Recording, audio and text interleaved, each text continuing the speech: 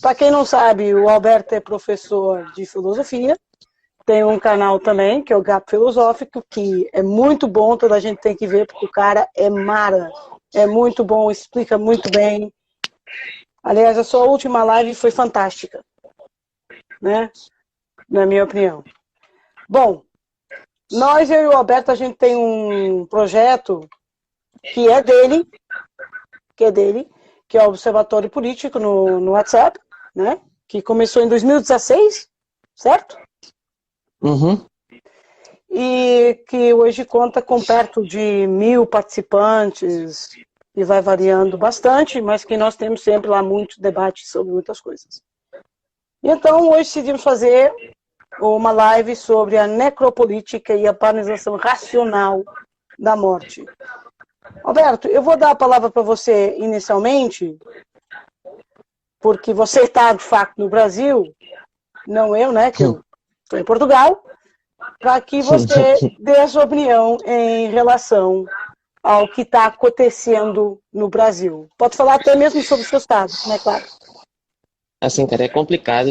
Antes, eu queria só contextualizar a questão do grupo, né, do Observatório Político, que surgiu como um grupo no WhatsApp. Na verdade, foi criado por uma amiga minha que era aluna na mesma sala que eu, no curso de filosofia. E na época, ela criou, antes das eleições de 2018, esse grupo no WhatsApp para poder acompanhar as eleições, né? Na época, ela se intitulava Progressista. E aí terminou que esse grupo virou um conglomerado, que virou outro grupo, que virou um terceiro grupo. Não é problema, Enfim, não. como eu estava dizendo, aí surgiram esses grupos evoluíram, né? Se tornaram outros grupos, e aí foram para as redes sociais, para o Facebook, para o Telegram, e aí terminou que esse grupo caiu sob a minha responsabilidade. Eu terminei transformando isso num mecanismo de observação do comportamento do brasileiro, do modo geral, através dos meios virtuais, né? Porque desde sempre, pelo que eu posso observar, né? Desde sempre não, né? Desde mais recentemente, na verdade, o brasileiro tem se politizado, entre aspas, se politizado muito mal, na verdade, através das redes sociais. E eu vi nisso um mecanismo de certa forma, poder observar o comportamento dos indivíduos nas redes sociais, tendo em vista que, na minha percepção, não se diferencia muito o comportamento dos indivíduos nas redes sociais da vida real, apesar de haver esse suposto mascaramento, né? Digamos, esse suposto anonimato, que você pode se passar por quem você quiser aí nas redes sociais, falar o que você quiser, mas eu acho que o bolsonarismo, a ascensão do bolsonarismo, ele trouxe isso para o aspecto social de maneira... não que isso não tivesse presente, mas o Bolsonaro, a figura do Bolsonaro, ele deu o aval para que o indivíduo mostrasse sua cara. Como dizia Cazuza, né? Brasil mostra sua cara, e mostrou, e essa porcaria aí, tá aí, infelizmente. Sim. Mas, e aí que bom, né, que de certa forma, que bom entre aspas, né, que a gente conseguiu trazer isso aqui para um Instagram, para um suposto espaço que supostamente outras pessoas podem alcançar os nossos depoimentos, a nossa perspectiva aqui do que está sendo abordado, né? Agora, falar da realidade da questão do Brasil aqui, já saindo da questão do grupo, né? E se eu atropelar algo que eu estiver falando aí, você me chame a atenção, porque eu tenho esse costume de às vezes sair de um tema para o outro sem terminar. Não há problema, não. Mas a questão é que, sinceramente, o diagnóstico, para dar um diagnóstico sobre o Brasil, é extremamente complicado, porque existem vários fatores, né? Eu estava lendo uma reportagem ontem de um professor, que eu não me recordo o nome, mas quando você for fazer a sua fala aqui, eu verifico aqui, porque eu acho que eu estou com ele aberto aqui, que ele fala sobre essa análise, né, de como, de certa forma, poderíamos diagnosticar o Brasil e o que é que se dá a partir dessa perspectiva política bizarra que acontece. E ele dá um exemplo de um líder religioso que existiu, se eu não me engano, com um tipo de comunidade, digamos, socialista, entre aspas, e bote aspas nisso, porque era um tipo de charlatão religioso que se valia dos aspectos socialistas para angariar fiéis, né? Ele se valia desse discurso comunista, né, para angariar fiéis, e no final das contas ele levou isso como uma perspectiva de uma seita que levou todos esses indivíduos a realizarem um suicídio coletivo. E aí ele faz um comparativo com o Brasil, porque o Bolsonaro ele se coloca como esse líder dessa seita, né? O link dessa reportagem também vai na descrição. Quando eu passar a fala para você, eu posso contextualizar melhor e falar sobre os títulos e os nomes das pessoas envolvidas, né, desse líder, mais especificamente. Mas ele faz esse comparativo, né, que o brasileiro está sendo levado, está sendo regido por um determinado líder de um determinado culto que faz uma ode à morte, né, que faz uma ode à desgraça, e os indivíduos cegamente são levados a seguirem esse líder e cometer um suicídio coletivo. E eu acho que ele definiu muito bem essa questão nesse sentido, porque as coisas não andam bem economicamente falando no Brasil desde muito tempo, desde, de certa forma, desde o governo da Dilma, mas a responsabilidade do Brasil está desse modo, não é da Dilma, né? Do modo pelo qual estamos passando agora, né?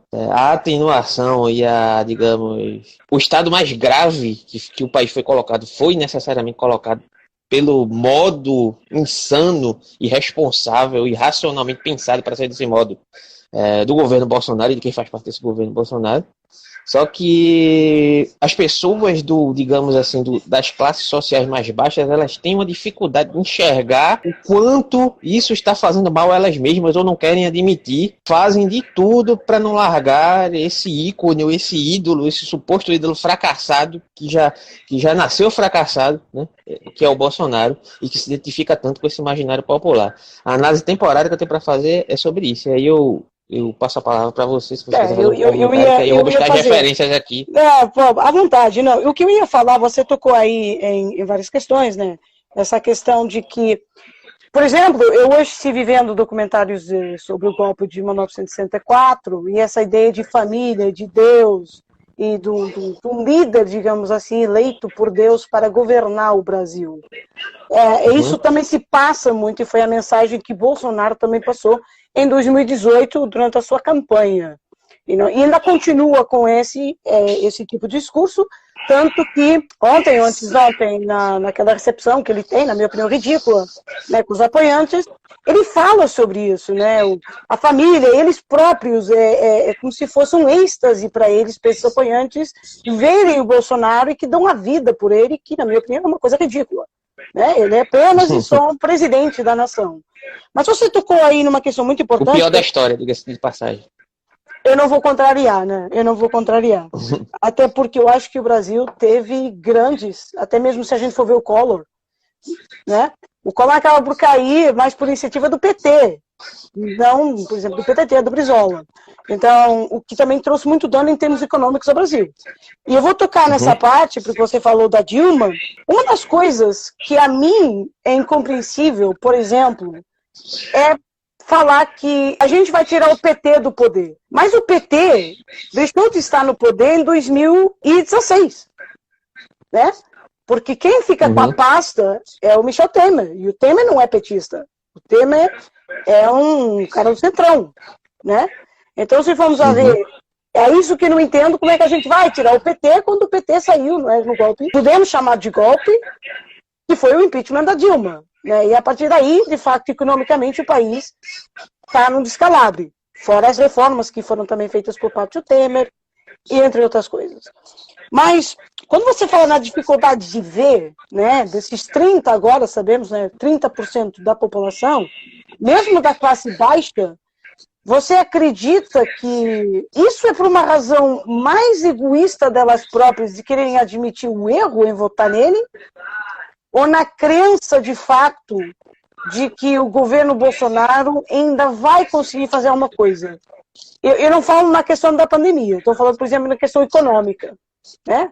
Porque se nós formos ver em termos de economia, o Brasil, as 3 maiores empresas brasileiras perderam 100 bilhões de reais, né, nas últimas semanas, né, desde janeiro até agora. Isso é uma perda tremenda. Então eu te pergunto, você acha que, na sua opinião, como filósofo, né, como alguém que olha para a realidade de outra forma, que não, uma forma mais filosófica, mais teórica, se você acha que essa dificuldade de ver ela é egocêntrica, se ela para se tentar colocar num patamar de elite, de um pensamento que de fato é elite quem apoia o Bolsonaro, não é gente pobre, né?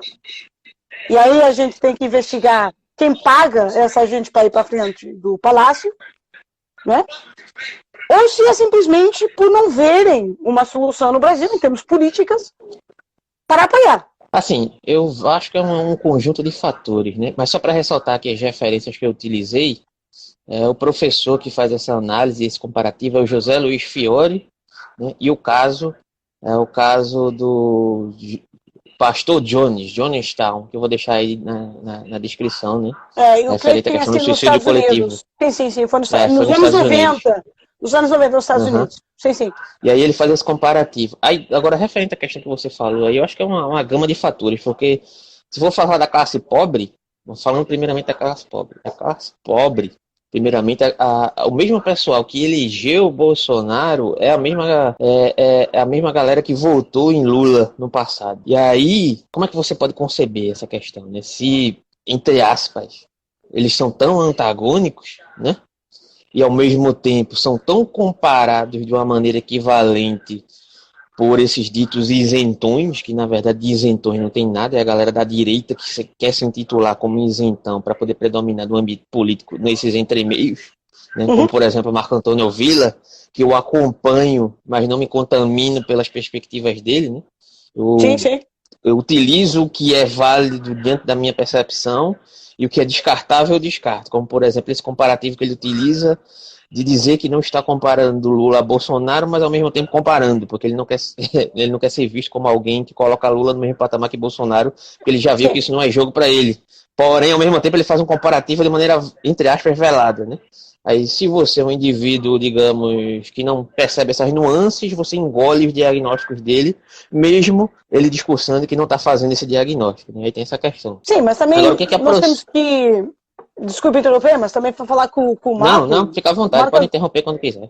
O Marco Antônio Villa, né, que foi um dos caras que bateu muito durante a campanha de 2018 no Bolsonaro. Quando ele falou, então, mas você é um cara honesto, e essa história aí dos repasses que você recebeu por parte do partido, de empresas e etc. Mas eu não me identifico com as opiniões dele, porque eu acho que ele tenta ter um pouco de populismo e manter, sabe, uma base com ele. Por exemplo, eu tenho visto muito o Reinaldo Azevedo, que de fato está com muito no PT. É isso que eu ia comentar. Isso estava passando pela minha cabeça agora. Exatamente, mas que eu acho que ele tem uma capacidade analítica, eu sempre manteve a sua opinião, a sua posição, referente, por exemplo, ao processo Lula, não é? Não vamos estar aqui a debater, porque senão estamos aqui 3 horas, que na minha opinião dá para fazer uma live de 24 horas falando sobre a política brasileira. Não, nem isso. Acho que se não formos pegar só nos casos jurídicos, né, que aconteceram... Você foi entrando em pormenores? A gente não sai daqui, né? A gente não sai daqui. Mas eu costumo dizer que é muito fácil entender o processo quando alguém é julgado por prova indeterminada. Aí, eu como jurista, embora estudei a parte jurídica portuguesa, eu nunca vi na minha vida, fora na ditadura fascista que houve em Portugal, salazarista, depende do ponto de vista, e de fato as pessoas já tinham a sua sentença pronta, e então era por prova mesmo determinada e não poderia falar. Mas eu só queria ressalvar isso, porque o Marco Antônio Villa é um cara, um excelente pensador, um facto, creio que eu seja historiador, eu creio, não tenho a certeza, mas falta esse reconhecimento. Ou seja, o Reinaldo, por exemplo, reconheceu os seus erros. Né? E quando ele reconhecer os seus erros, aliás, ele hoje vai estar entrevistando o Lula, para quem quiser saber. Eu até compartilhei o link lá do canal Meteoro, que já está comentando isso, já tem o vídeo no ar já, sobre isso. E ele vai entrevistar até, eu não sei a que horas, aí no Brasil, não sei, mas sei que hoje vai ter entrevista e vamos ver no que dá, né? Se vai bater, se não vai tacar e tal, mas eu deixo você continuar a análise que você estava fazendo, porque, para mim, eu vou falar mesmo sinceramente, para mim é inconcebível ter um presidente que é um analfabeto, entre aspas. Por quê? Porque ele mal sabe falar, não é? E daí, tá ok, eu não sou coveiro. Nós já vamos entrar na história da pandemia, que vamos ter que entrar, infelizmente. porque vamos falar da banalização da morte, mas para mim é inconcebível ter um chefe de Estado que fala o que fala. E não há ninguém no Congresso Nacional. Claro que muita gente vai falar que o PT e que não sei quem, mas não sei quanto. Gente... E o PT e o Lula? E o PT e o Lula, né? Aqui a gente não tá nem é petista, nem é bolsonarista, não tem aqui a questão de esquerda nem de direita, mas o fato é que não há ninguém nesse momento tacando no Bolsonaro no Congresso Nacional. Né? Aí pergunto para você, será a estratégia do Centrão, por exemplo, o discurso do Arthur Lira na Câmara na semana passada, não é, ameaçando, entre aspas, o presidente de que se ele não fizer a coisa correta, né, entre aspas, que então pode sofrer um gosto amargo, um sabor amargo, que seria o impeachment, né? Aí o Mourão também veio com essa fala que já chega, né, já chega de banalizar, entre aspas, a morte. E eu pergunto a você, muito, muito frontalmente, você acha que isso é balela, né, que isso é discurso para o povo ouvir?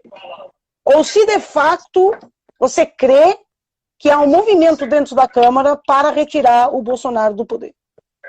Sinceramente, eu acho que não há movimento nenhum. Eu acho que isso é apenas um jogo estratégico para, digamos, sinalizar que a Câmara está se mobilizando, porque, na verdade, se a Câmara quisesse se mobilizar, ela já tem se mobilizado há muito tempo desde o Rodrigo Maia.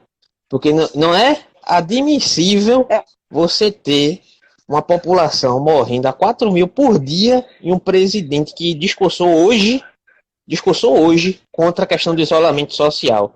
Aí você vem me dizer, a questão é, o povo não pode ficar em casa, o povo tem que trabalhar, senão o povo vai morrer de fome. E de quem é a obrigação de dar subsistência para a população? Se não do Estado. Qual é o papel do Estado?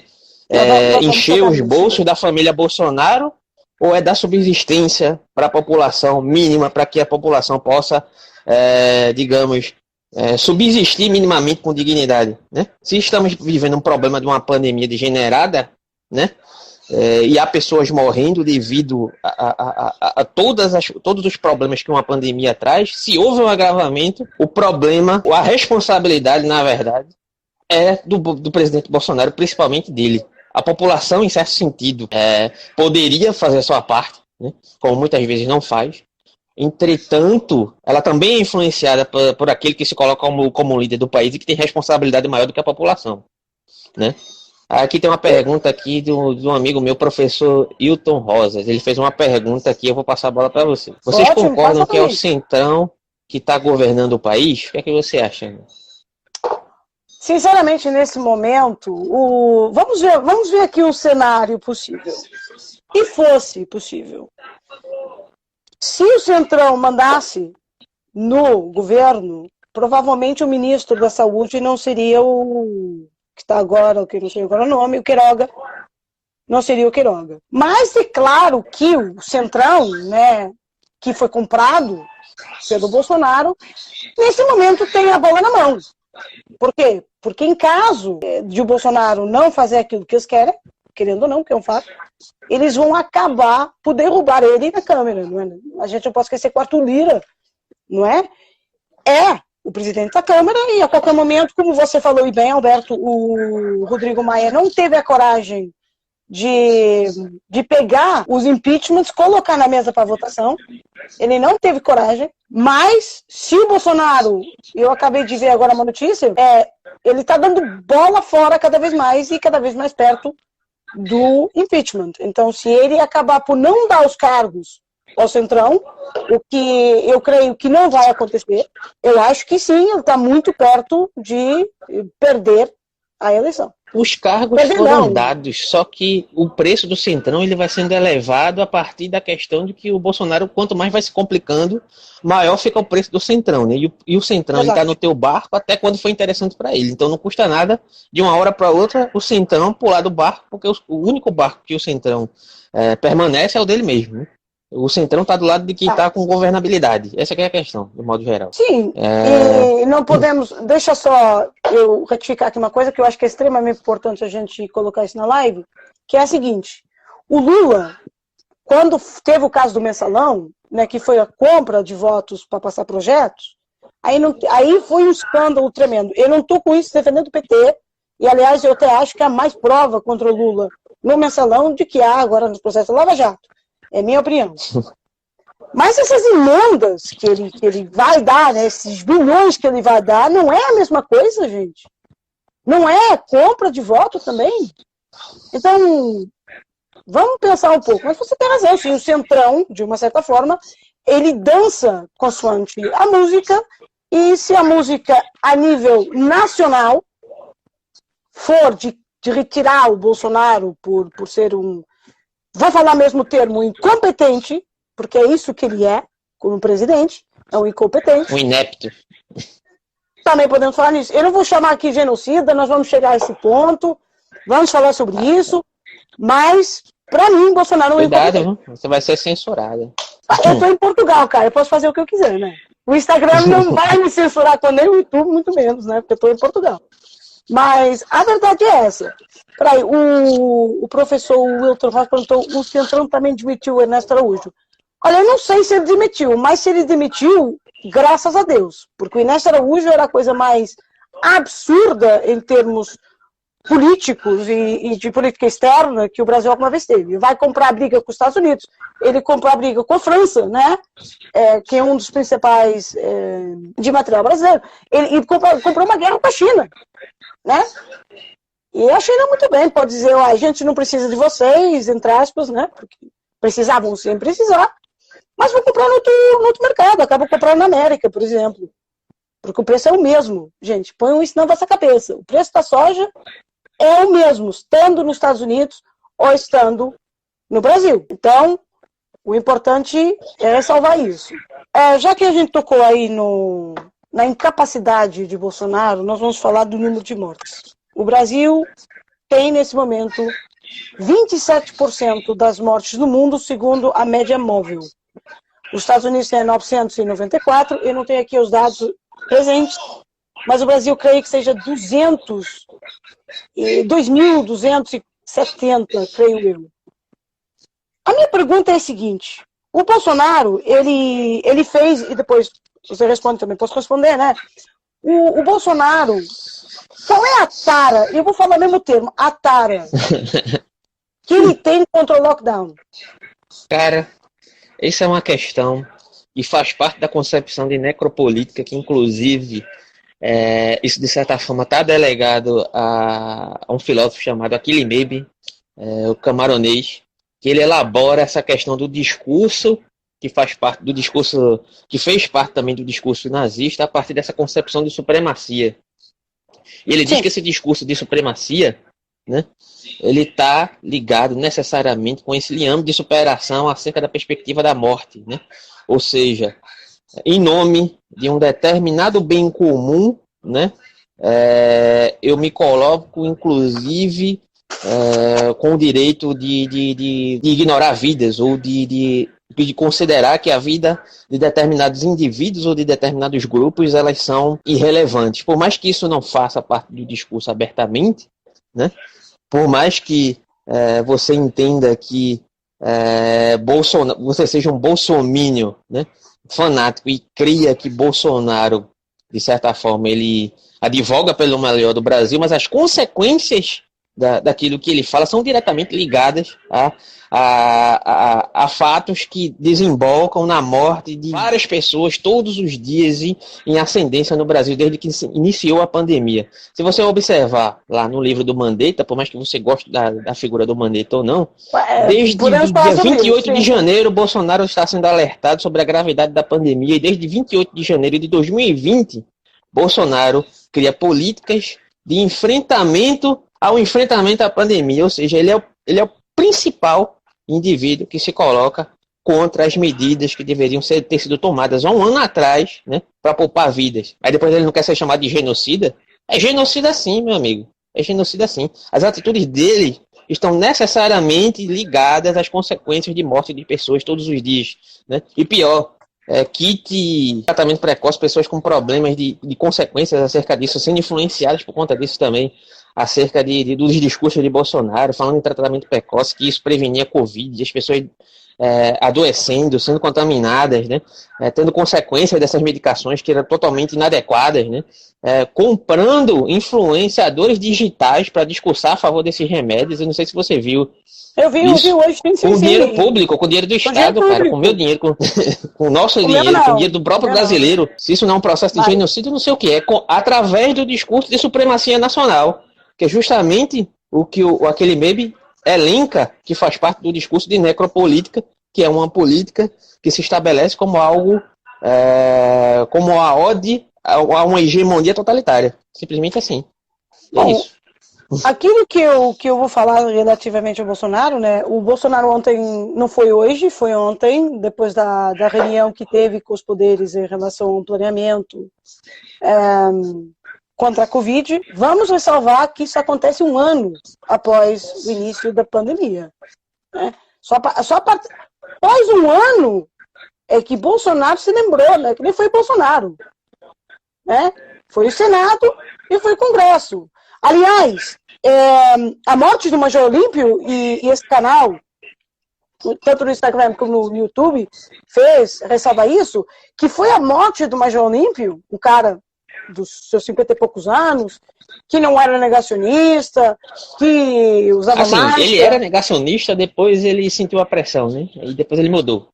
Ele mudou, mas o fato é que isso... Deixa eu só fazer um comentário aqui do Hilton, que eu acho que quando eu estava falando sobre a questão do aquele Bembe, da necropolítica, ele fez um comentário aqui.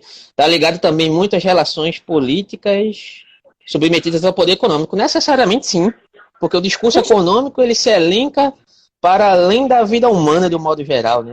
A vida não importa, né? O que importa é a economia girar, só que sem vidas a economia não gira, né? Até você chover no molhado falar o óbvio, né? Mas a gente tem que falar sobre o óbvio para ver se as pessoas entendem. Mas enfim. Eu acho que, vou dizer ao professor que tenha calma, porque nós vamos chegar aí. Nós vamos chegar a essa questão econômica, porque eu vou explicar aquilo que foi feito cá em Portugal e aquilo que foi feito na Itália. E talvez quem entende de economia internacional tá aí. Tá aqui. Né? Um pouquinho, gente. Eu não sou o super-sumo de nada. Eu entendo um pouco, mas... Aquilo que eu estava dizendo em relação... Você falou aí do Hitler, né? 320 mil óbitos, Anny. É um comentário aqui. Após 1 ano e após 300 mil óbitos. Após 320 Exatamente. mil. 320 mil, gente. Portanto, e nós podemos chegar rapidamente... vocês, né? Eu não. Esse mês a gente vai bater 400, fácil. Provavelmente, se a média de mortes continuar a subir, o que vai chegar aos 5 mil por dia.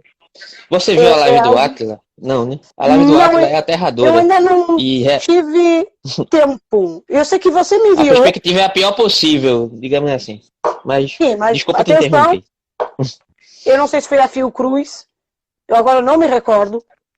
Peço imensa desculpa. Entretanto, quando a gente fizer a edição desse vídeo, a gente vai colocar. Mas que o estudo apontava de 4 mil a 5 mil mortes diárias no Brasil. Se não houvesse medidas restritivas. E a gente vai tocar nesse ponto, vamos falar sobre lockdown, vamos falar sobre o seu gato é como a minha, estava batendo na porta. Vamos falar de... Toda vez que eu estou fazendo vídeo ou live, ele surta. Não há problema. A minha também surtou. Mas minha mãe abriu a porta. Mas, vamos lá. Aquilo que eu falava pegar nessa questão que o professor colocou e que você falou da relação política com a relação econômica. Né? O Bolsonaro, na intervenção que fiz ontem, a primeira coisa que ele falou foi economia. Falou de fato sobre o auxílio emergencial, falou que o governo não tem reserva para o auxílio emergencial, e eu aqui deixo a questão, que é a seguinte: onde estão as reservas deixadas nos governos anteriores? Elas são para ser usadas, né? Por exemplo, cá na Europa, nós ainda esperamos o plano que foi aprovado no ano passado de ajuda da União Europeia aos países. Aí o dinheiro ainda não chegou. Infelizmente. Mas, se esse fundo existe, o Paulo Guedes, né, o próprio Paulo Guedes falou que existe, e que é um bom bolso de fundo, eu acho que Bolsonaro não entende uma coisa, que você falou, e os comerciantes também. Ou seja, se eu não tenho dinheiro questão do desemprego vai aumentar, isso é um fato. Mas se eu não tenho capacidade econômica, né, eu não tenho fundo de reserva, eu não tenho nenhum apoio fora do Bolsa Família, que é uma merreca nesse momento, né, por causa dos preços inflamados, da inflação que existe no Brasil, eu não tenho como fazer minha economia girar. Fácil. Isso, para dar um exemplo, aqui em Portugal, quando o governo socialista tomou posse em 2015, portanto, não venceu as eleições, mas a Assembleia da República deu o poder a eles, a primeira coisa que o governo aqui fez foi ações sociais, foi dar dinheiro ao povo. Por quê? Porque a única forma de você gerar renda é o povo fazendo troca. É fazer a economia, a roda girar. Só que o discurso neoliberal aqui no Brasil advoga contra isso. Contra esse tipo de política social, mas como também, se isso fosse uma ode à vagabundagem. Alberto, sabe? Mas isso aconteceu na Europa. Só para dar um exemplo para vocês e para você, eu, entretanto, também chego aqui às fontes, entrego a vocês sem problema. Portugal, que tinha que seguir determinadas regras da austeridade, ele foi visto como um revolucionário. A Europa disse, não, você está maluco? Não. Essa tal ideia que você falou, neoliberal. O fato é que, depois de implementar essas medidas, de apoio social, de reformas que houve sociais também, nós saímos da crise. Pela primeira vez em muitos anos tivemos um superávit e a Europa deu razão a Portugal. Né? E até aplaudiu e falou que, olha aí, a forma de sair da crise financeira, né? Que a gente estava desde 2010, creio eu. Então, os países têm que entender que perante uma pandemia, e eu vou falar, como todos falaram aqui, líderes europeus, foi de que ninguém vai crescer economicamente. Né? Porque, por exemplo, isso é um fato. Se não há tráfego aéreo entre o Brasil e Portugal, né? Eu até posso comprar uma Havaiana do Brasil num varejo qualquer, mas ele não vai chegar cá por avião. Ele vai ter que esperar para sair de barco, entende? Então, há toda essa questão, né, de economia, claro que eu podia estar aqui 2 horas falando sobre isso, mas que se você não tem um bolso... Aliás, os fatos, Bolsonaro, contra fatos não há argumentos. Quando o Bolsonaro deu, que não foi o Bolsonaro, foi o Congresso Nacional, deu R$600 para a população mais pobre, a economia subiu. A economia subiu. Por quê que subiu? Vamos fazer aqui só um testezinho, Alberto, e você vai me ajudar? Eu te dou R$200 e tu é pobre. Aí você o que vai fazer com esses R$200? Você vai ao supermercado, né? Você vai ao mercado, você vai fazer compra. Qual é a receita que o Estado vai retirar desses R$200 que te vai dar? Vai buscar em imposto direto na compra e também depois ao supermercado. Ou seja, há um retorno através da taxação, né, da tributação também para o governo. E há um bem-estar social que é instalado. Isso, gente, não é socialismo. Isso se chama o bem-estar social. É um Estado social. Isso não tem nada a ver com socialismo, nem com comunismo. Se bem que eu adoro o fato de que vocês não sabem o que é um comunismo. Nem um comunismo, um social-democrata, vocês não sabem isso. Né? Embora o Centrão seja social-democrata, por exemplo. E não deixa de ser socialista num fato. Mas vamos tocar nessa questão das mortes. O Mandetta, no livro que ele colocou, que ele publicou, aliás, ele fala Paciente do chamado plano... Brasil. Exatamente, Paciente Chamado Brasil. Ele fala sobre o plano que apresentou o Bolsonaro, na altura, creio, de 100 mil mortos, ou 200 mil mortos, se nada fosse feito. Né? Creio eu. Não tenho certeza, tinha que reler o livro. A pergunta que eu faço é a seguinte: teria o Bolsonaro medo, eu creio que tenha, de que o ministro da Saúde tomasse o protagonismo nesta pandemia? Bolsonaro é um cara extremamente narcisista, né? Para quem não sabe o que é narcisismo, basicamente é um indivíduo que se projeta para além daquilo que corresponde à sua imagem no real, né? O que é que o que foi que, de certa forma, fez com que estabelecesse, digamos, conflitos entre a relação dele e Moro? Foi justamente essa questão também, de um suposto protagonismo do governo. O que foi que estabeleceu o problema entre Bolsonaro e essa questão recente aí do alto comando das Forças Armadas? Foi justamente a questão dos três comandantes não compactuarem com a questão da ódio a Bolsonaro, inclusive a questão do golpe militar, né? Ou seja, o egocentrismo dele, a projeção dele mesmo e das questões que se reverberam no contexto social, faz com que ele atropele qualquer um e quem estiver na frente dele, né? Enquanto ele puder derrubar um indivíduo que estiver se destacando mais do que ele e que não coadune com as loucuras que são as projeções que vêm da cabeça dele, ele vai derrubar seja lá quem for. Se ele tiver poder para isso, ele vai fazer, né? Mas também vamos dizer uma coisa, essa mexida que ele fez, né? Essa mexida que ele fez agora nos ministérios, há uma que para mim me surpreende, que é o ministro da Justiça, que é colocar aquele delegado lá, né? Que não tem nenhuma formação, digamos assim, entre aspas, jurídica. Isso não é novidade, né? Pessoas sem formação no governo Bolsonaro, isso não é novidade, né? Não é novidade, mas a novidade é que ele é ligado ao Flávio Bolsonaro, né? Também não é novidade, mas enfim.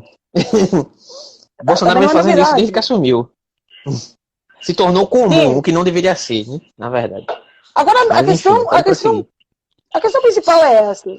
Se Bolsonaro tivesse feito todo esse empenho que ele tem para defender a família, que é a dele, não é a família do Brasil, que supostamente diferencia a família dele. A família dele. Né? O pessoal não entendeu. A família dele, se ele tivesse colocado essa proteção na família real dele, que deveria ser o povo brasileiro, provavelmente não estaria usando máscara, né? Falando que a vacina ia tornar você um jacaré, que não era isso que eu queria dizer, né? Que não ia comprar a vacina, e comprou a vacina, entre outras coisas. Então, deixa eu só falar agora aqui da vacina, só para dizer uma coisa. O Brasil pediu aos Estados Unidos 20 milhões de vacinas da Pfizer. Onde é que o Brasil tem logística e refrigeradores para essas vacinas? Onde? O Brasil não conseguiu resguardar os testes e todos venceram? Exatamente. Ou seja, ontem, creio eu, no nosso canal, eu coloquei o Bolsominion, o cientista político. Quem não viu vai ver, porque o cara é fantástico. É engraçado. É engraçadíssimo. Mao Tse Tung mandou bater panela. Tragicômico. Matou os pássaros todos. Os pássaros todos da China morreu por causa do panelaço. Né?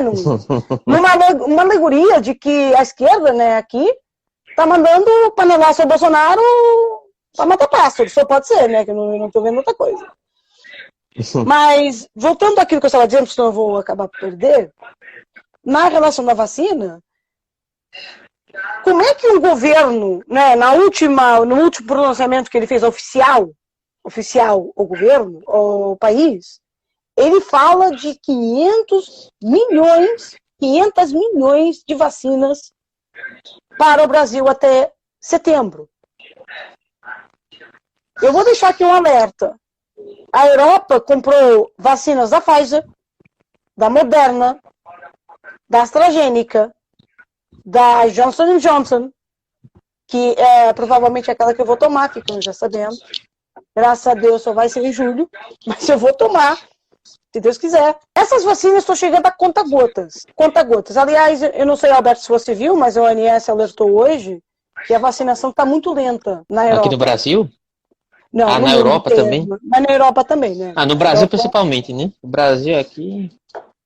Mas o Brasil aí tem a vacina, né? Querendo ou não, do Dória. O Dória, o imortal. Tem uma questão que é porque você não vê a live do Atlas, porque a vacinação aqui no Brasil, ela tá incorrendo para um caminho e que vai chegar um determinado momento que a vacinação ela não vai adiantar mais. Essa que é a questão. Por causa da Porque P1. ela tá tão devagar a vacinação aqui, que vai chegar um momento que ela não vai ser suficiente para dar conta. Eu acho O Atila, ele fez uma alegoria que é o seguinte, é como um incêndio. A vacina é como se fosse uma tinta impermeabilizadora contra chamas. Ele deu esse exemplo que eu achei sensacional. Então, se você está ocorrendo um incêndio em um determinado local e você tem uma determinada tinta que é impermeabilizadora, que pode fazer com que não pegue chamas em outras casas que estão próximas, e o ritmo pelo qual você pinta as casas, ele é muito mais devagar do que aquele pelo qual você está apagando as chamas, e o apagar das chamas aqui seria equivalente ao lockdown e ao isolamento social, né? Exatamente. Não adianta, porque se você não fizer o lockdown, se você não fizer a vacinação acompanhada do isolamento social, vai pegar fogo em tudo quanto é casa, não vai dar tempo de pintar todas as casas. Deixa só eu pegar... Deu para entender aonde ele quer chegar? Não, deu, eu não vou adianta tentar... fazer a vacinação se não controlar a contaminação, meu amigo. Exatamente. E eu então queria só explicar para vocês uma coisa que, para eu não esquecer, em relação ao que está acontecendo. Há um estudo, a ciência já provou, tanto que a de Oxford, a variante de Oxford é mais mortífera, em 60%, é muito mais transmissível. O mesmo aconteceu com a de Manaus. Mas no Brasil agora há uma nova, que é a P1. Né? Ou seja, as pessoas têm que entender que... Já identificaram uma variante africana aqui já também, viu? Essa notícia saiu ontem. Deve ser a sul-africana. Mas aqui na Europa eles conseguiram controlar a sul-africana. Não apareceu aí uma coisa gigantesca. Mas vamos dizer uma coisa.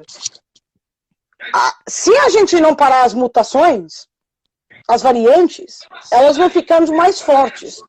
Aí a vacina pode não ser suficiente. É isso que o Alberto e que o pensador, o Atla falou, exatamente isso. Ou seja, cada corpo, né, o vírus sofre uma mutação. Então, quando passa para outro, sofre outra, e etc, etc, etc.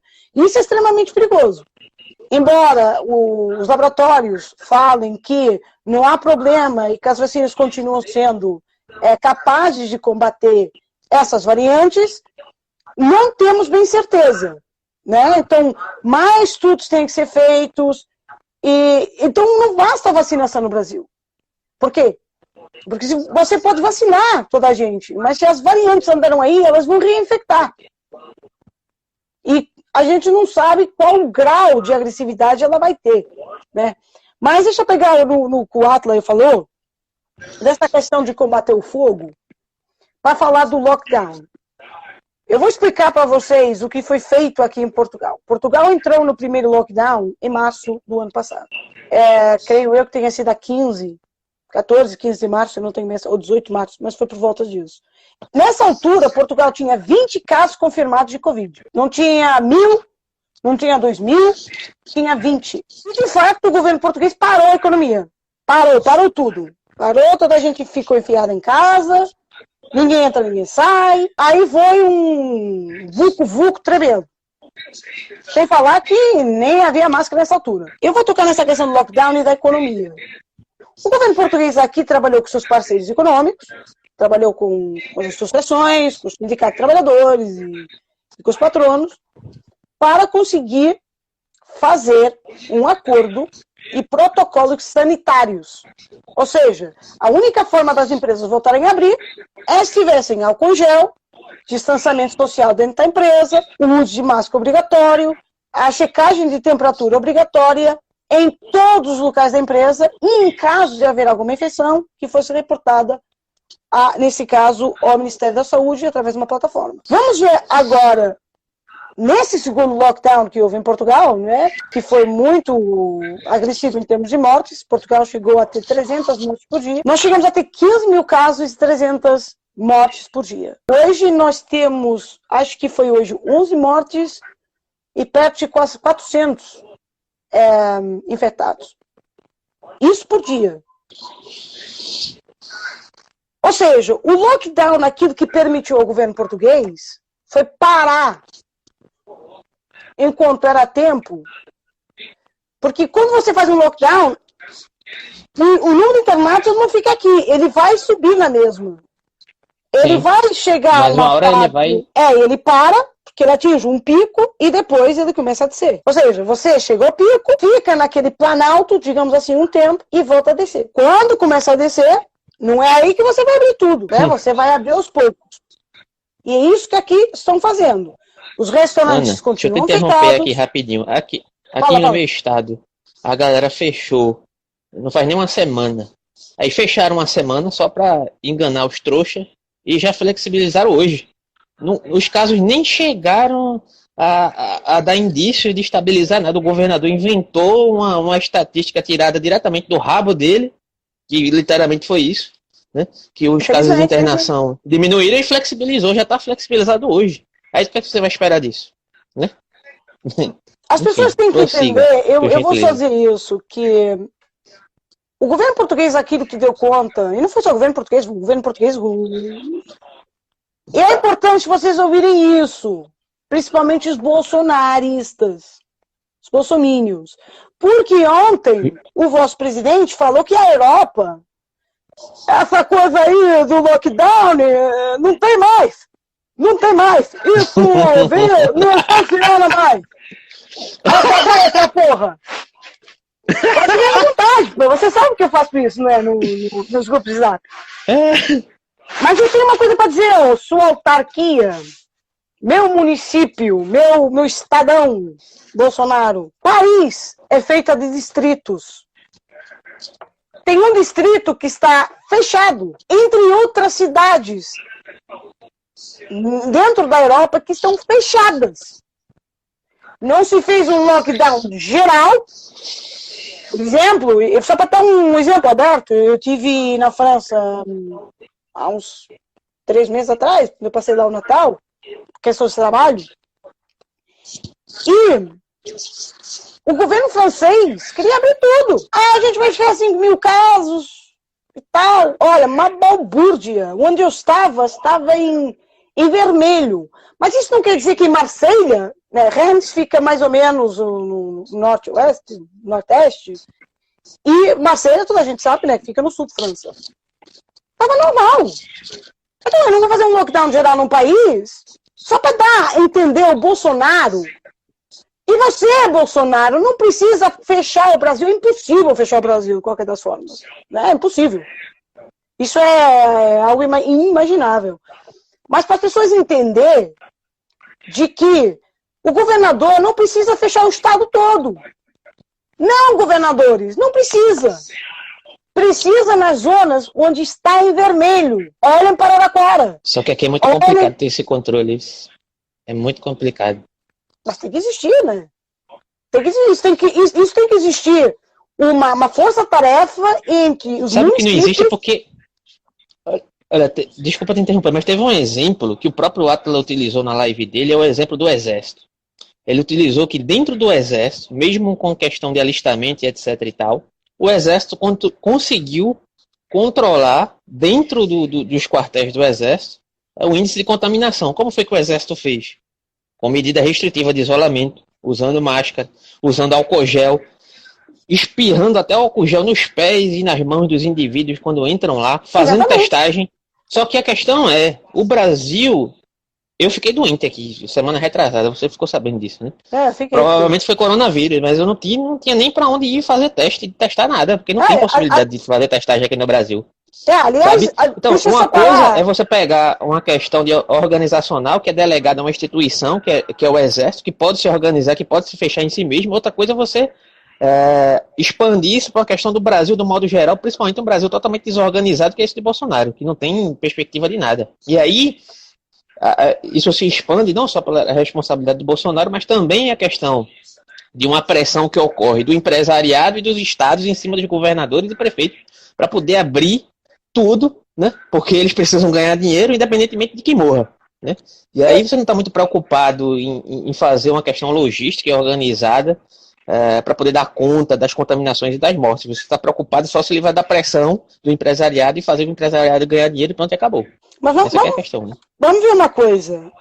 E aqui eu falo para o empresariado brasileiro, né? Porque as pessoas acham que, como a gente viu, não é, no grupo do Zap Zap, quem é o motoboy acha que é empresário. Minha gente, você não é empresário. Você é um trabalhador independente. Agora, empresário, meu irmão, você não é. Vamos falar o correto. Mas o governo brasileiro, como aqui aconteceu, por exemplo, Alberto, só para dar um exemplo, os restaurantes estão fechados, mas o governo está pagando um salário mínimo a cada trabalhador do restaurante. Ou seja, houve uma coordenação, e aí fica aqui o aviso para quem depois vir isso no YouTube ou aqui também. Eu gostava de perguntar ao Paulo Guedes, a esse grande grande Chicago Boy, esse grande economista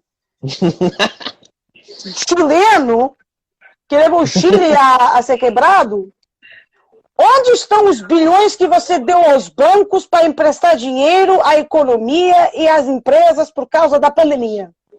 No rabo dos banqueiros. Onde está, Paulo Guedes, você bater na mesa, e você, Bolsonaro, bater na mesa e falar: ó, aí, vocês aí que roubaram o dinheiro?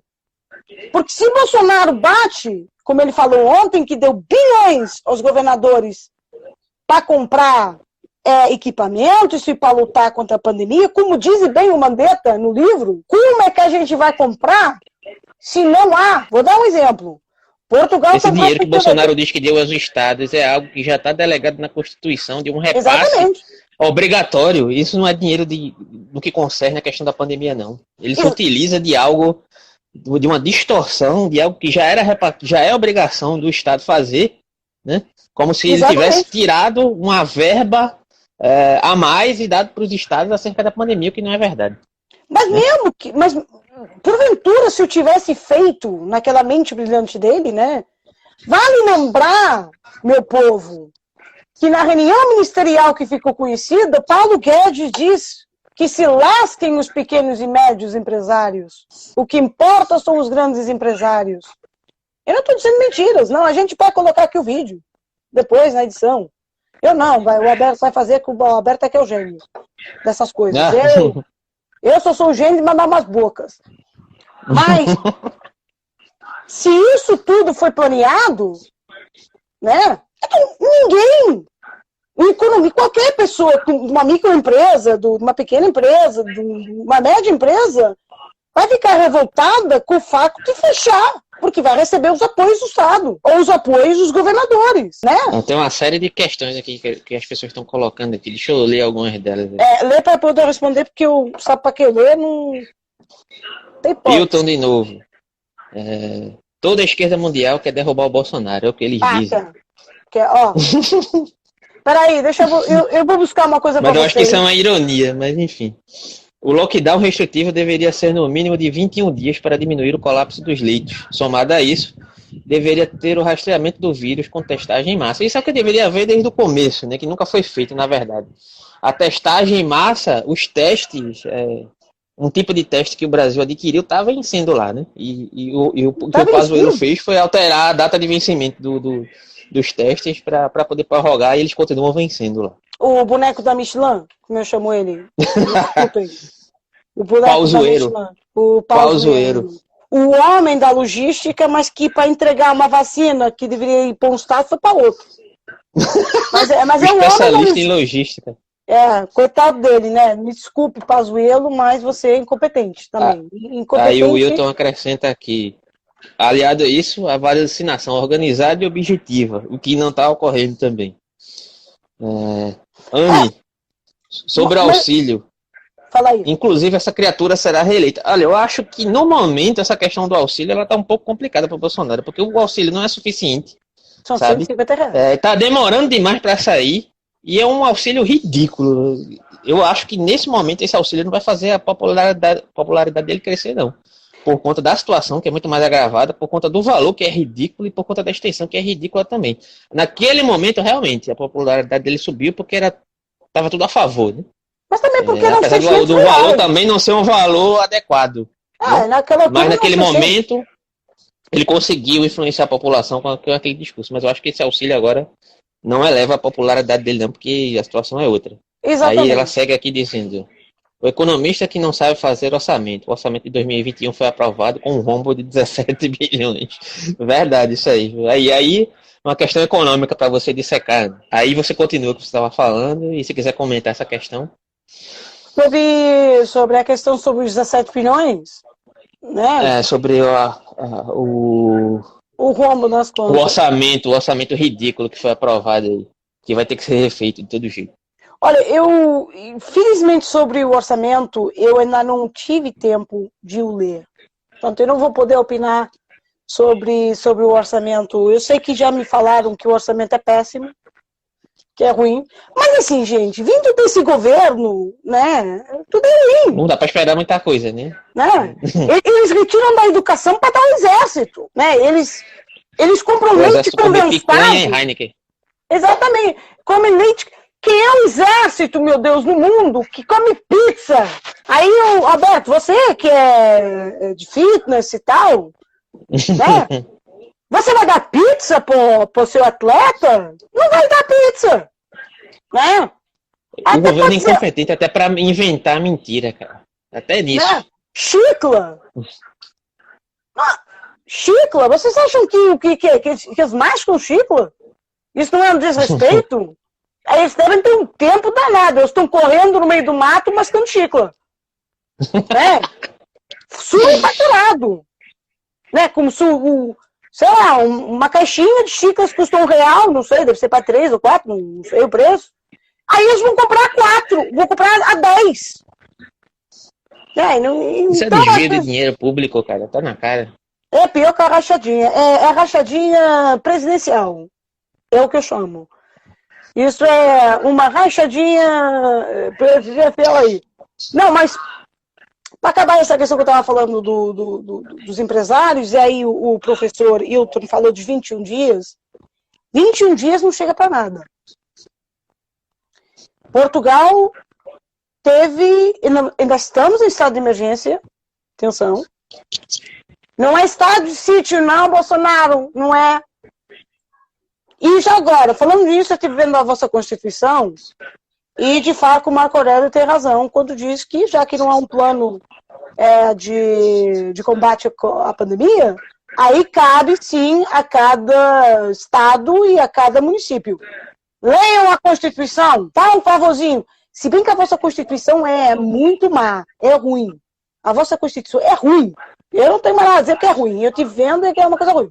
Mas o lockdown para funcionar, é necessário, como o Ata falou, né, Alberto, diversas coisas. Que é implementar atos sanitários, né, o uso de máscara. Atenção, o uso de máscara certificado, gente. Isso aqui não existe. Né? Não, só existe máscara de pano aqui no Brasil. Isso aqui não existe, não. Eu não posso mostrar para vocês, porque senão eu vou ter que pedir a minha mãe. Mas a minha mãe traz. Eu vou pedir a ela daqui um pouquinho, eu vou ter que mandar aqui um berro, depois o Alberto corta. E ela me traz, que ela sabe que eu sou engenheira. Tem que ser aprovada. Tem que ter filtração, não vale a pena. Senão vai passar. É a mesma coisa que você pegar e fazer isso, não é? Contra o fumo. O fumo passa. Você acaba ficando intoxicado. Ou então, gente, é tapando o nariz, não é usando aqui, né? Não é usando aqui, porque o vírus entra. Usando no gogó. Exatamente. O vírus entra pro nariz, é pelas vias respiratórias. Mas os 21 dias não chega. Com o número de infectados que o Brasil tem, com o número que a Fiocruz apresentou hoje, ontem, aliás, mas que hoje foi tornado público, entre aspas, que é aterrador, né? Estamos falando da pior catástrofe sanitária de saúde de sempre da história do Brasil. 7 estados, mais o Distrito Federal, em alerta vermelho, acima de 90% de leitos. as pessoas vão morrer esperando. As pessoas vão morrer na rua. Houve né, lá tem na Bahia que morreu, foi comprar o tratamento precoce e acabou falecendo no meio da rua. As pessoas estão morrendo. Falta medicamentos. Falta anestésicos. Vai demorar 15 dias até receber. Então esse número vai ser muito maior. Aí eu questiono aos internautas, que não vão ser esses, porque a gente só tem uma pessoa vendo, não é facto, mas que outras pessoas vão ver, que assim pergunta, quem é que manda no Brasil? Já que ele fala que é ele que manda no Brasil e que joga dentro das 4 linhas da Constituição. Não é você, Bolsonaro? Não é você que tem que usar a máscara para dar exemplo? Porque você ainda hoje, lá com os seus apoiantes, dando abracinho, não tinha máscara não, meu querido. Distanciamento social não existe. Então você vem apregoar na televisão, né? É isso aí, a gente tem economia e vamos fazer essas coisas, e máscara e tal. Mas aí não fala do isolamento social. Eu acho que para terminar também um pouco, de falar dos dados. Na Europa, de fato, nós temos lockdown. A gente tem lockdown. Vocês põem uma coisa na vossa cabeça, pesquisa na internet, porque há partes do mundo não, da Europa que estão fechadas. As cidades que estão fechadas. Já se fala em uma 4ª onda, né? Olha, aqui no Brasil a gente está perdido entre a 2ª e a 3ª. Alberto, não sabe nem determinar. Eu, para ser sincera, eu acho que Portugal nunca teve 3ª onda. Que aparece aí... Nós já sabíamos que a partir de setembro que os casos iam aumentar. Isso são os tais dados de que o governo trabalha, minha gente, com a Anvisa, trabalha com os municípios, trabalha com isso tudo, né, para ter os números certos. E nós já sabíamos que o número ia ser alto a partir de setembro. Portanto, desde setembro, os números foram mais ou menos, chegou o Natal, aí, né, não vou dizer um palavrão, mas foi o que aconteceu, né? Danou, né? Aí a culpa é do nosso primeiro-ministro, mas de certa forma né, que deixou o povo lá, vai lá celebrar. Aí eu me pergunto a mim própria, por isso é que a gente tem como principal a parte da normalidade, né, da morte, da banalização da morte. Como é que alguém... Roberto, eu pergunto pra você, sério, como é que alguém vai pra balada no meio de uma pandemia? Pra quê? Pra beber cerveja? É até complicado falar sobre isso, porque é o que eu mais vejo é que na minha timeline, no Instagram, é gente que desde o início da pandemia cagou pra pandemia. Agora, não dá só para responsabilizar apenas as pessoas por conta disso, sabe? Porque você vê uma pandemia que, de um modo geral, ela nunca passa, né? Parece que você está preso num looping eterno da pandemia que vai entrar durante todo o ano de 2021, mais uma vez, e se brincar 2022, no mínimo a metade de 2022 também, né? Isso é certo, e faz com que as pessoas estejam estagnadas de um modo geral, e isso envolve uma questão de uma dimensão social, uma dimensão psicológica, uma dimensão política muito grande, que traz uma pressão muito grande na cabeça das pessoas, né? Tem um fator humano que você tem que considerar também, né? Que vai chegar um determinado momento que as pessoas realmente vão se cansar e estão cansadas disso. Só que isso também não justifica que elas tenham comportamentos que poderia colaborar para que o vírus se dissemine e a situação piore mais ainda, né? Só que dá para entender, de certa forma, porque as pessoas se comportam dessa forma, mas não dá para entender o estado permanente pelo qual elas insistem se comportando dessa forma, como se nada tivesse acontecendo, sabe? Claro, sim. São pessoas que postam status nas redes sociais, que postam status no WhatsApp, no Instagram, no meio de uma balada, no meio de uma festinha em família.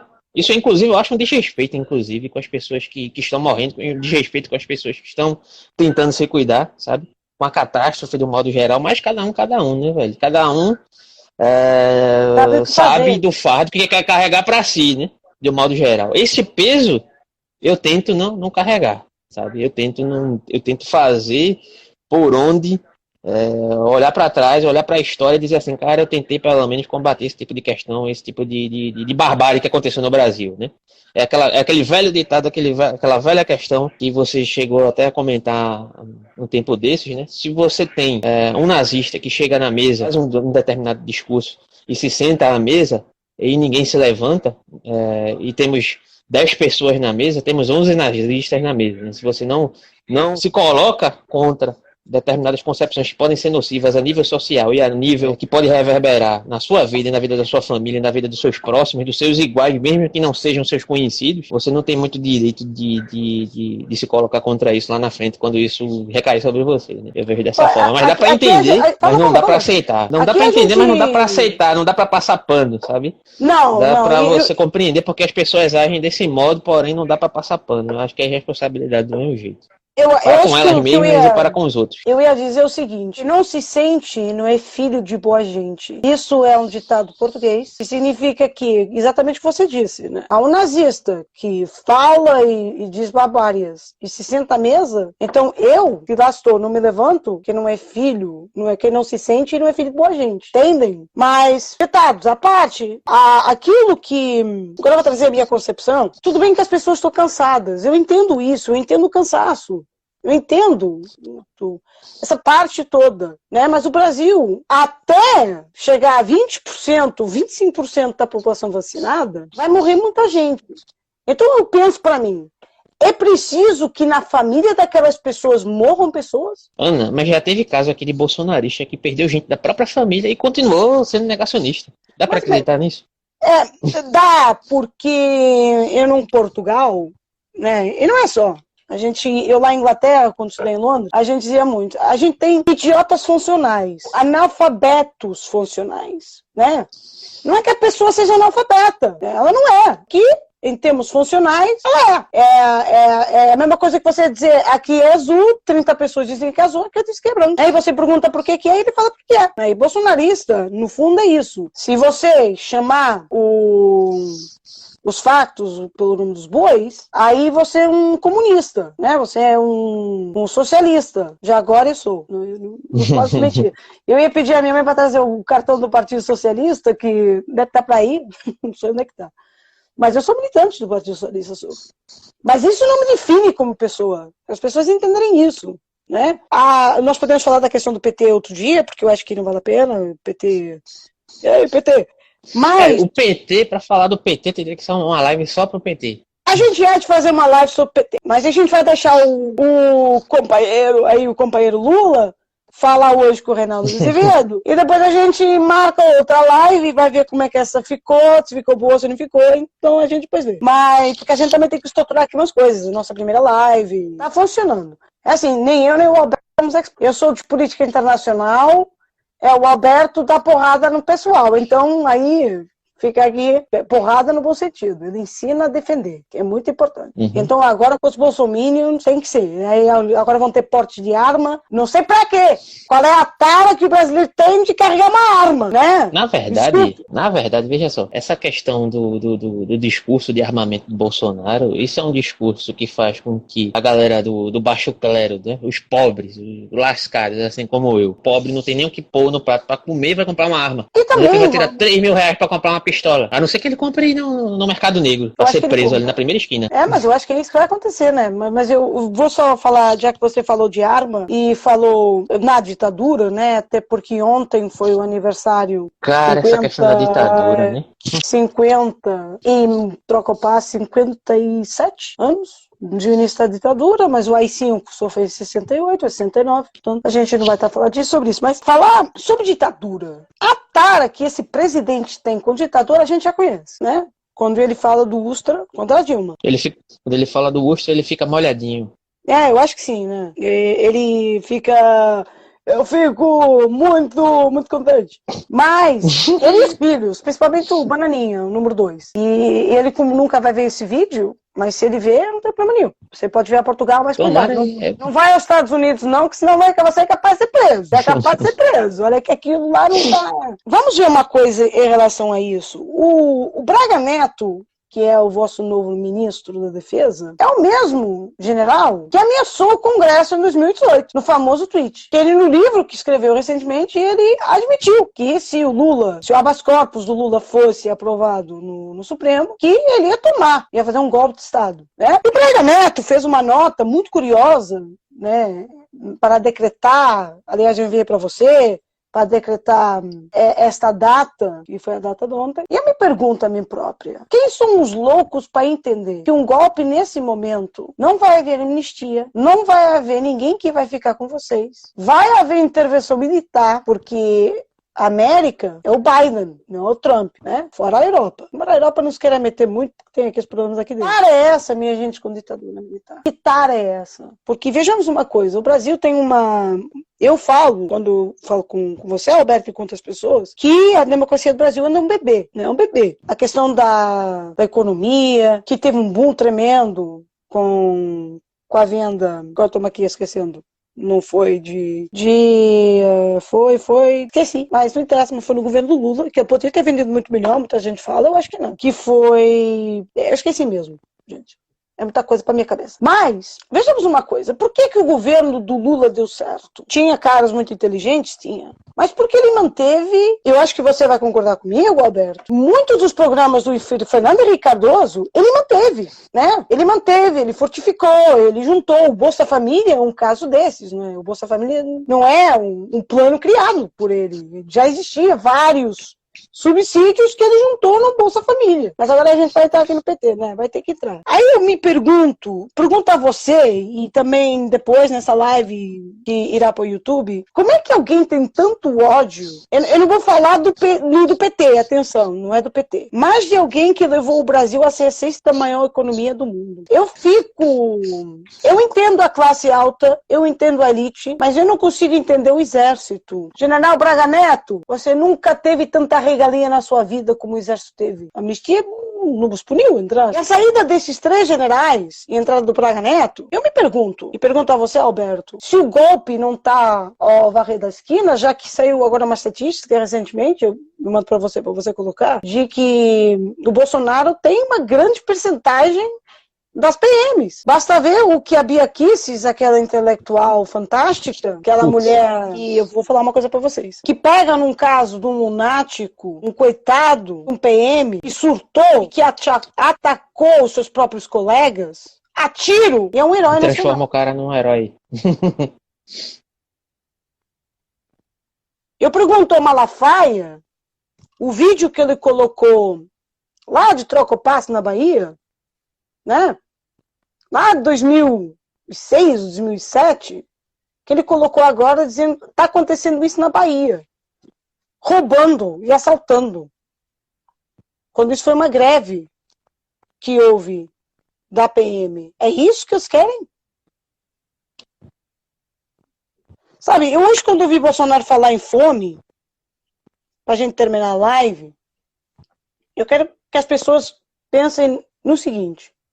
E você também, Alberto, depois a gente faz uma participação de filosofia um dia desses. Ele falou de fome, né? Que o povo está morrendo de fome. O povo não está morrendo de Covid mais rápido do que fome? Está morrendo de Covid e de fome. Sim. É triste dizer isso, mas essa é a realidade. O Brasil... Quanto é que produz Bolsonaro em termos de alimento para o mundo? Quanto? Agora você é comunista, né? Porque você é comunista para dizer, então, que se dê ao povo. Não. E para terminar, eu deixo isso. Eu escrevi uma vez que cada vida humana tem uma história. E tinha uma história para contar.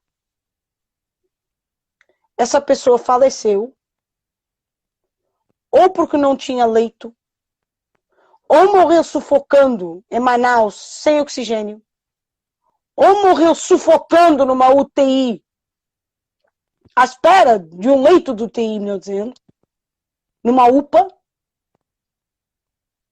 também morreu sem oxigênio. E como é que alguém pode falar, como esse Queiroga, de racionalizar o oxigênio? Como? Alberto, você tem Covid, rapaz, mas tu é novo, né? Você chega sem ar ao hospital, é uma UPA, Não, cara, a gente vai te dar 2 minutos do oxigênio, aí a gente passa pro cara do lado, aí a gente passa pra você. Sabe o nome disso? É genocídio. O nome disso é genocídio. Porque sabe qual é a questão? Você falou um monte Você falou várias questões aí. Eu vou tentar encerrar minha fala aqui. Encerrar minha fala aqui para poder fechar a live. Né? Tem uma série de questões envolvidas aí. Você falou do Malafaia, você falou da responsabilidade do Bolsonaro, você falou da questão social e econômica do modo geral, mas de certa forma a questão do imaginário popular, de certa forma, né? Principalmente, você falou aí na questão de que você entende porque as elites elas se bandearam para o lado do Bolsonaro, porque de certa forma elas se beneficiam diretamente de quem está no poder. E aí não importa quem esteja no poder. Pode ser o Satanás, mas se o Satanás está me dando suporte, né, naquilo que me interessa, eu vou apoiar seja lá quem for.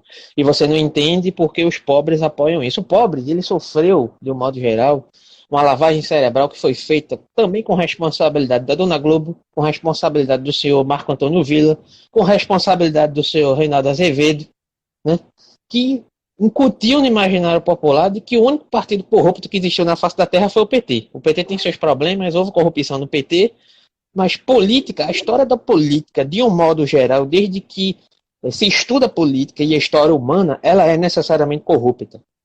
Porém, isso não quer dizer que nós tenhamos que nos render à corrupção e tenhamos que deixar de fiscalizar, né, os políticos. São coisas diferentes. Mas quem tem um pouco de leitura histórica, e história humana, e história política, desde anteriormente à era medieval, vai compreender que a corrupção ela faz parte da gênese política humana, de um modo geral, inclusive da política institucional. Então você trazer o PT com todas as suas falhas de corrupções que houveram, mas que não faz com que você demonize o partido, ou que você demonize as instituições democráticas de um modo geral, nesse sentido, para poder advogar acerca de uma volta ou de um retorno à ditadura, que aí já vai englobar a questão do que você disse, que tesão, que tara é essa que Bolsonaro tem acerca da ditadura. Ele tem tesão e gosta da ditadura porque ele fez parte disso, ele fez parte desse tipo de discurso. Né? Tem um documentário, né, que elabora um determinado indivíduo aí, que eu me esqueci o nome dele, né, que virou pastor, e é engraçado como essas figuras, elas de certa forma, elas procuram a redenção através da religião, né, mas aí já é outra questão. Que foi perdoado através da lei da anistia, né? E que fala abertamente sobre os crimes que ele cometeu, do modo geral, sobre como ele incinerou pessoas, mostra os locais onde ele incinerou pessoas, né? Abertamente, e que fez parte da ditadura militar. E como ele forjava determinados crimes acerca, em detrimento da dita esquerda brasileira. Como ele forjava, como ele fazia, como ele plantava bombas em determinados locais para simplesmente incriminar os comunistas e poder prender os comunistas e torturar os comunistas e matar os comunistas. Eu estou falando abertamente, isso aí eu deixo na descrição. Né? Um documentário sobre essa figura, sobre esse personagem. O pastor Cláudio Guerra. É isso aí mesmo. Que trabalhou Ele trabalhou com um cara muito importante, mas sim... Ele era manda-chuva, ele desse documentário, ele diz, eu mandava no Brasil, de ponta a ponta, né? E aí o entrevistador pergunta a ele, né? Mas o que é que te levava a fazer isso? Era o poder, eu fazia parte daquilo, eu estava inserido naquilo. A mesma coisa Bolsonaro, ele sempre esteve inserido com esse tipo de gente. Quem matou Marielle? A questão de Marielle. Indivíduos que estavam envolvidos, se não diretamente com o Bolsonaro, né? Pessoas da mesma, digamos, da mesma caterva da qual ele faz parte, sabe? Foi o vizinho dele, alguém que era muito próximo a ele. Por que Bolsonaro faz um ódio à ditadura militar? Porque ele é o tipo de indivíduo que faz parte desse tipo de agrupamento, né? Agora, existe uma questão de imaginário popular, de pessoas até mais velhas, né, que acham que na época da ditadura militar foi as mil maravilhas. Na época da ditadura militar não havia crime, na época da ditadura militar não havia isso, não havia aquilo. Havia um comportamento e uma impossibilidade de se expressar acerca disso. Né? E poderia até haver uma determinada punição mais severa a determinados crimes, mas isso não era feito de uma maneira, digamos, pautada nas leis mínimas que deveriam ser instituídas. Se você fosse determinado como criminoso, você ia para a vala, meu amigo. Se você fosse visto como inimigo da ditadura, você ia para a vala, não importa. Exatamente. E não importa se o seu crime estava designado na lei ou não. Crime era o que a ditadura determinava que era crime, pronto, e acabou. Esse fim de papo, você ia para a vala e acabou. Né? Exatamente. E aí, aquilo, deixa eu só fazer um parênteses, exatamente aquilo que o Sérgio Moro fez. De agora. Não mandou para a vala. Perfeito. Não mandou para a vala, mas não fez as coisas dentro da lei. Mas a gente vai falar sobre isso. E aí, só para encerrar, além de tudo, existe esse suposto essa religião neopentecostal, né, que se estabelece ainda por cima, que se coadunou com esse imaginário político e que elencou mais um fator de manipulação do imaginário popular em detrimento da religião, né, que se tornou mais um braço político brasileiro que está dentro do Congresso brasileiro, né, e que faz tão bem esse papel de lavagem cerebral a partir de dentro das igrejas, principalmente nos ambientes onde as populações são mais carentes e carentes de informação, carentes de leitura da própria Bíblia, do próprio livro pelo qual eles dizem seguir. Né? Sabe então é uma série de fatores, cara. Para terminar, só você falou aí nessa questão, o Talibã, né, o fundamentalismo islâmico, não é bem isso, mas o terrorismo, digamos assim, ou se você quiser falar do ISIS. Mas o fundamentalismo, ele tem esse caráter pejorativo mesmo. Mas isso aí eu deixo a gente fala no outro dia, porque falar de fundamentalismo. Senão... Mas a gente for ver essa questão que você tocou, né, neopentecostal, né, da igreja, aconteceu exatamente aqui após o 25 de abril, quando já era em democracia. Né? E a igreja obrigou a que os padres não fizessem parte da vida política. Né? Infelizmente. Eu quando digo infelizmente, porque havia padres que tinham capacidade, outros não, né? Felizmente. Mas pronto, a gente vai encerrar essa live, só para dizer para vocês que eu vou ver se consigo, Alberto, o filme da Marielle, cara, esqueci agora o nome. A gente vai colocar o link do Cláudio Guerra, já agora, ele trabalhava para o Coronel Predigão, que era muito conhecido. Esse camarada mesmo. Também vou deixar para vocês verem sobre o papel da imprensa na questão da ditadura militar. Há 3 vídeos muito bons, 50 e tal minutos, mas muito, muito bons para vocês assistirem. A própria Globo participou desse discurso. Onde a Globo e a igreja estiveram metidas novamente nisso. Uhum. E agora também. Portanto, não sei, talvez para a semana a gente volta a fazer uma coisa, a gente vai ver, né? Agora a gente vai ver. A gente vai ver. Mas esperem que talvez a gente vá fazer aqui no Instagram alguma coisa. E como eu já ativei o StreamYard no YouTube, a gente pode fazer diretamente no YouTube. Então, fazemos assim. E aí, pessoal, só vou deixar o recado. Manda aí o recado, mano. Só vou deixar o recado final, porque vai pro YouTube, né? Quem quiser se inscrever, dá o like, deixa o teu comentário aí, nem que seja para discordar ou sendo bolsominion ou não, fica à vontade para comentar. Deixa o like ou dislike, o importante é participar. Fica à vontade que do nosso lado a gente responde educadamente. Aqui não tem pessoas sem formação, pelo contrário. E a gente vai tentar dar umas aulinhas de história e entre outras coisas para vocês, dentro dos possíveis, porque o Alberto tem a vida dele e tem a minha, não é? Com certeza. Mas vamos tentar. Não se esqueçam, deixem o seu like, ajudem a gente a crescer. E a gente espera, né, Alberto, pelo menos te ver próxima semana. A gente se vê todos os dias, né? Entre aspas. Né, entre aspas. Mas a gente se vê. Agradeço. Muito obrigada a toda a gente que esteve aqui, que fez questões e colocou.